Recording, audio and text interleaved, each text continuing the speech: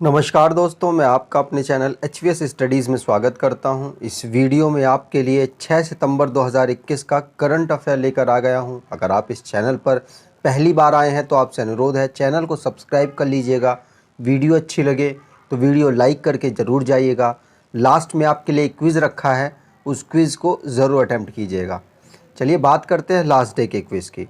तो last day का quiz था, which female becomes first Indian women to win 2 medal in para Olympic. तो answer यहाँ पर हो जाएगा अवनी लेखारा। मैंने एक पैरा ओलंपिक बेस्ड एक वीडियो बनाई है, उसमें सारी बातें की हैं, कब से स्टार्ट हुआ, हिस्ट्री और कितने कहाँ पे भारत को मेडल मिला, कहाँ पे भारत पहली बार पार्टिसिपेट किया और इस बार जितने भी प्लेयर्स हैं वो कहाँ से बिलोंग करते हैं, सारी बातें की हैं।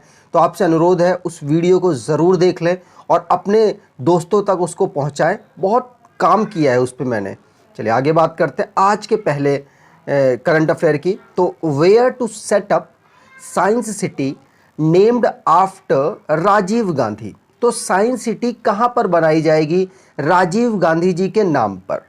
तो आंसर यहाँ पर हो जाएगा, आप यहाँ पर उद्धव ठाकरे को देख सकते हैं और ये महाराष्ट्र के चीफ मिनिस्टर हैं। तो महाराष्ट्र के चीफ मिनिस्टर ने अनाउंस किया है कि हम राजीव गांधी जी के नाम पर हम बनाएंगे साइंस सिटी।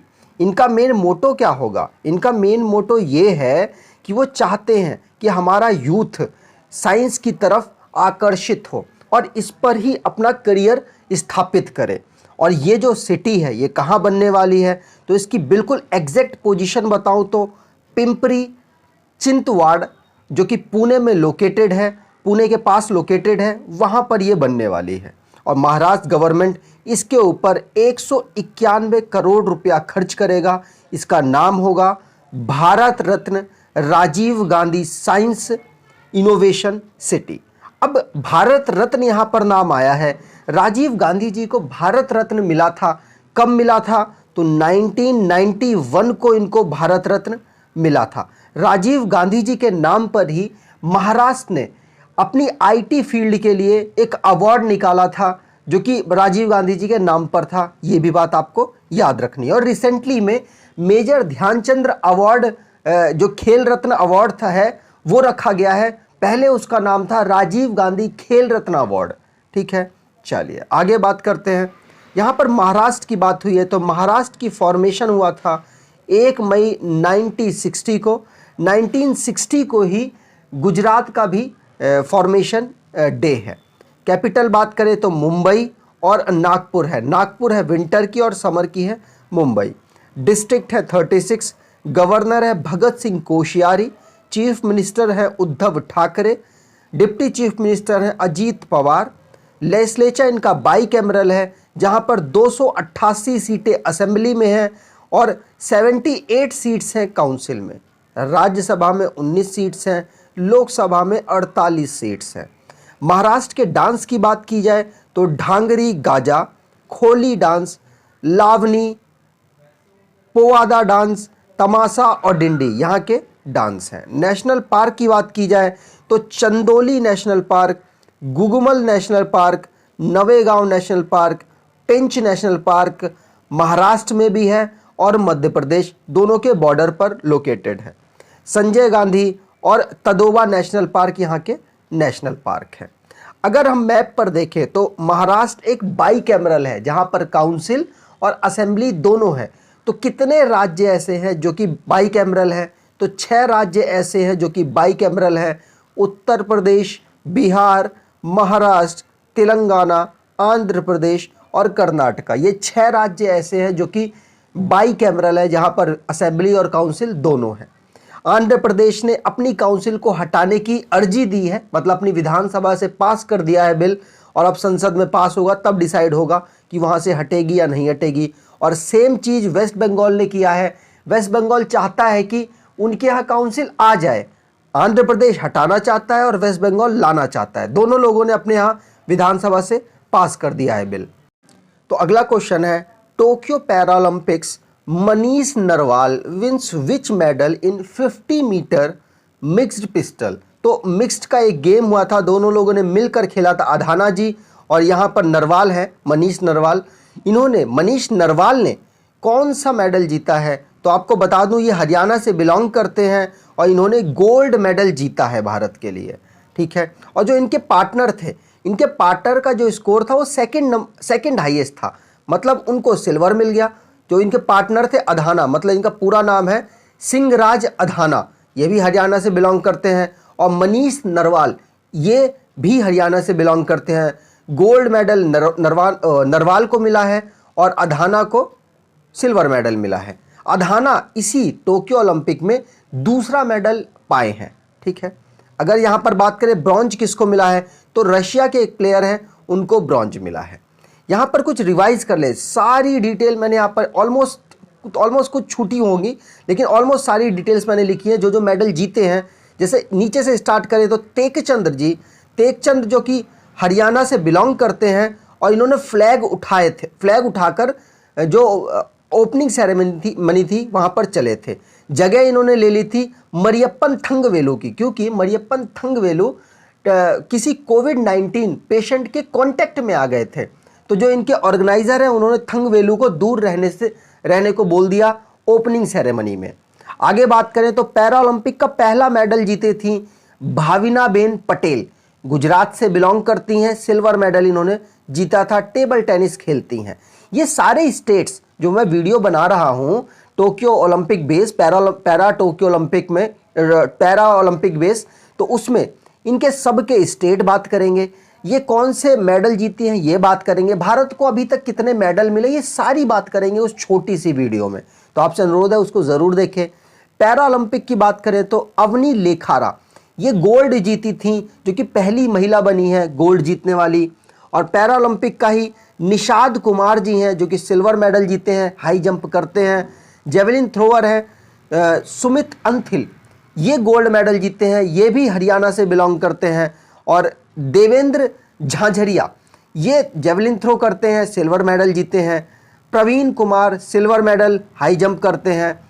अवनी लेखारा इस साल का सेकंड मेडल जीती हैं और ये रिकॉर्ड है कि ऐसी कोई फीमेल नहीं रही है जो कि 2 मेडल जीती हो। मनीष नरवाल जो 50 मीटर में ये गोल्ड मेडल जीते हैं और इन्हीं की बात की गई है अभी। और आर्चर मतलब जो तीरंदाजी है उसमें पंजाब के हरविंदर सिंह ने ब्रॉन्ज मेडल भारत को जिताया है, ठीक है। चलिए आगे बात करें तो अगला क्वेश्चन है, who becomes first women CMD of engineering India limited. तो इंजीनियरिंग इंडिया लिमिटेड की पहली महिला सीएमडी बनी है, तो ये मोस्ट इंपॉर्टेंट हो जाती हैं। यहाँ पर आप इनकी शक्ल देख सकते हैं, इनका नाम है वर्तिका शुक्ला।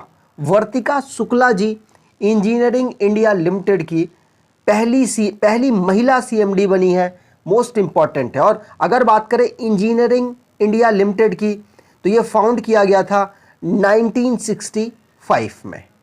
आगे बात करते हैं, यहाँ पर मैंने सारे अपॉइंटमेंट जो इंपॉर्टेंट अपॉइंटमेंट हुए हैं रिसेंटली में वो लगा दिए हैं। तो पीपीके रामाचार्य युलू जो कि राज्यसभा के सेक्रेटरी जनरल बनाए गए हैं। पंकज कुमार सिंह नए डीजी बने हैं बीएसएफ के। और जेबी मोहापात्रा सीबीडीटी के चेयरमैन बने हैं। मीराबाई चानू को एडिडास ने स्टे इन प्ले कैंपेन के लिए चुना है। तमिलनाडु के गवर्नर बनवारीलाल पुरोहित को पंजाब के गवर्नर का एडिशनल चार्ज और लेफ्टिनेंट गवर्नर का एडिशनल चार्ज चंडीगढ़ का दे दिया है। मनसुख मांडविया जो कि चेयरपर्सन बने हैं और हमारे ये स्वास्थ्य मंत्री भी हैं टीबी पार्टनरशिप बोर्ड के, ये चेयरपर्सन बने हैं। आरबीआई ने अभी अप्रूव किया है कि हितेश दवे जो कि सीईओ बन जाएंगे अब एचएसबीसी इंडिया के। और आरबीआई ने ही रीअपॉइंट किया है संदीप बख्शी को आईसीआईसीआई बैंक का एमडी और सीईओ के रूप में। आगे बात करें, अगला क्वेश्चन है, which country to host conference on international climate summit 2020-21। तो मतलब कौन सी कंट्री इसको होस्ट करने वाला है, यहां पर आंसर हो जाएगा भारत इसको होस्ट करेगा, ठीक है। यहां पर बात करें तो भारत इसको होस्ट करेगा। यहां पर बात किन किन चीजों की होगी, तो देखिए इंडस्ट्री का हमारे एनवायरनमेंट पर क्या गलत प्रभाव पड़ रहा है, किस तरीके से इसको कम किया जा सकता है, इसके बारे में बात होगी। यहाँ पे एक्सपर्ट्स की सलाह ली जाएगी कि हम अपने एनवायरनमेंट को जैसा कोविड-19 जब लॉकडाउन वगैरह लगा था उस टाइम पर था, उस तरीके से मेंटेन रखने के लिए क्या आगे कर सकते हैं, नदियों को कैसे स्वच्छ कर सकते हैं। तो जितनी भी क्लाइमेट प्रॉब्लम्स हैं उनको यहाँ पर सामने रखा जाएगा और इसके सॉल्यूशन पर भी बात की जाएगी। तो इंटरनेशनल क्लाइमेट समिट 2020-21 वाला भारत होस्ट करने वाला है, ये बात आपको याद रखनी है। अगले क्वेश्चन की बात करें, विच become largest unicorn ecosystem in the world. तो दुनिया में सबसे बढ़िया इकोसिस्टम नए व्यापार खोलने का किस देश का है? तो आंसर यहां पर हो जाएगा ये यूएसए का है। यूएसए इस पर पहले नंबर पर है। मतलब यूएसए के यहाँ अगर आप यूएसए में जाकर अगर आप नया व्यापार खोलते हैं तो थोड़ा आसान है पूरी दुनिया के मुकाबले। और दूसरे नंबर पर चाइना है और तीसरे नंबर पर भारत है। भारत में भी व्यापार अब करना, अगर आप नया व्यापार खोलना चाहते हैं तो अब थोड़ी सी आसान पॉलिसी बना दी गई है। ठीक है, यहां पर बात कर ले तो इंडिया को मैंने आपको बता ही दिया, थर्ड नंबर पर है। लेकिन इंडिया का एक सिटी है बेंगलुरु।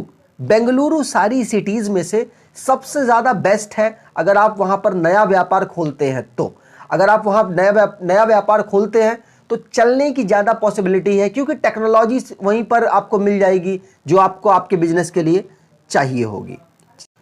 चलिए, तो अगला क्वेश्चन है, which bank to acquire Exide Life Insurance. तो ये जो बैंक है उसकी वो भी इंश्योरेंस वाली ही उसकी कंपनी ने किया है। जैसे बैंक है, बैंक एक बैंक वाला काम तो करता है, सेविंग वगैरह ये सब काम वो अपने उसमें करता है, लेकिन वो बैंक है वो उसकी जो इंश्योरेंस वाली कंपनी है, अब उसकी जो ब्रांच है एक इंश्योरेंस वाली, उसने इसको एक्वायर किया है। तो कौन सा बैंक हो जाएगा यहाँ पर?